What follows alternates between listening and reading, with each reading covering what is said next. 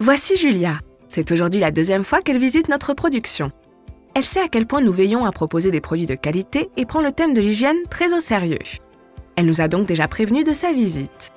Avant même de venir chez nous, Julia s'assure d'avoir des ongles coupés courts, propres et sans vernis. Les faux ongles et les fossiles sont interdits car ils ne correspondent pas aux standards d'hygiène.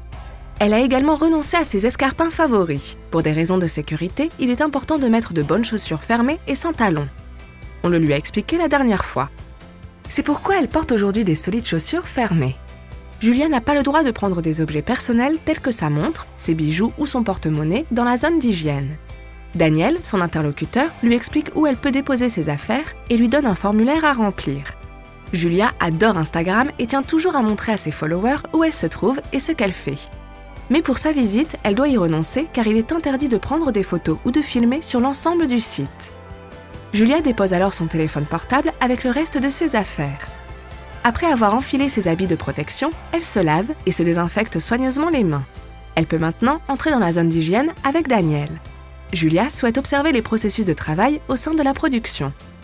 Daniel lui a donné de quoi écrire et elle peut donc prendre quelques notes. En déambulant, Julia se souvient qu'elle s'était sentie mal la dernière fois. Elle en avait tout de suite informé son interlocuteur qui l'avait emmenée au poste samaritain. Les produits qui défilent sur la ligne de production ramènent Julia à la réalité. Avec toute cette nourriture sous ses yeux, Julia sent son ventre gargouiller. Elle aime tellement nos produits. Elle en attraperait bien un au passage pour le ramener à la maison. Mais elle sait qu'il est interdit de toucher les produits. Pourtant, elle a faim. Elle quitte donc la zone d'hygiène avec Daniel pour prendre une petite collation. Dans l'espace réservé à cet effet, il cherche une place pour manger et boire quelque chose.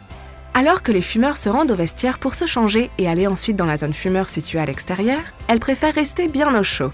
Elle craint de s'enrhumer dans ce froid.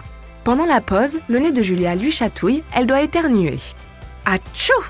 En mettant son coude devant le nez et la bouche, elle protège les autres personnes présentes, ainsi que les produits contre les germes gênants. Avant de continuer la visite, Julia se lave une nouvelle fois soigneusement les mains, puis les désinfecte. La voilà prête pour la suite.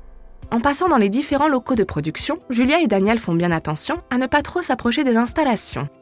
Ils s'arrêtent près d'une machine pour l'observer de plus près. Julia est tellement intéressée qu'elle ne remarque même pas qu'elle s'appuie sur la machine. Daniel lui fait gentiment remarquer que c'est dangereux et interdit. La visite de Julia est terminée. Elle reprend toutes ses affaires et rentre chez elle. Elle se réjouit d'ores et déjà de sa prochaine visite chez nous.